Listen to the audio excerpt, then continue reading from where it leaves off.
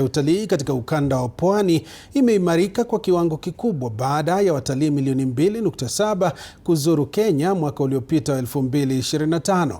Na kama anavyotueleza mwanahabari wetu Brivian Simiyu, 50% ya wageni walipendelea kuzuru vivutio vya utalii vilivyo katika kaunti ya Kwale. Waziri wa utalii Rebecca Miano aliongoza shughuli ya upanzi wa mikoko na uzinduzi wa mradi wa njia ya kutembelea kando ya maji almaarufu boardwalk katika eneo la Chale.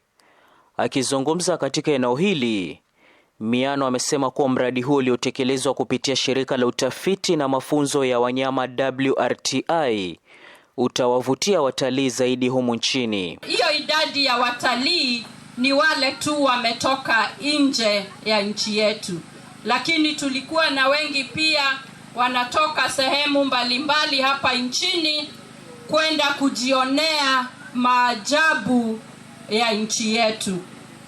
Kwa hivyo mradi kama huu unakuwa wa umuhimu sana kuongeza yale watalii wa kigeni na watalii wa hapa nchini wataweza kuona. Tunataka watalii waje hapa, wafike hapa, wawache hizo dola hapa ili ziwafikie nyinyi, muweze kusomesha watoto, muweze kununua chakula, muweze kujiendeleza. Kwa hivyo nawasihi kwamba mshikilie huu mradi sawa sawa. Gavana wa Kwale Fatuma Achani amesema kuanzishwa kwa awamu ya kwanza ya mradi huu kutaimarisha pakubwa uchumi wa baharini. Na hii ni moja ya project ambayo itaweza kusaidia katika masuala ya bahari.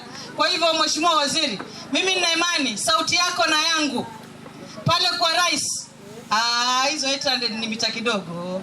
Wakazi wa eneo hili wakisema kuwa mradi huu wenye urefu wa mita 100 utapiga jeki sekta ya utalii wa ndani na hivyo kuboresha mapato yao. Tunalenga kusaidia jamii kuweza kuhifadhi mazingira yetu, kuweza kuhifadhi zile rasilimali zetu ikiwemo bahari, hiyo misitu ya kaya, kuweza kufanya upanzi wa hiyo mangrove. Nikiripotia TV47, mimi ni Brivian Simiyu. Kwingineko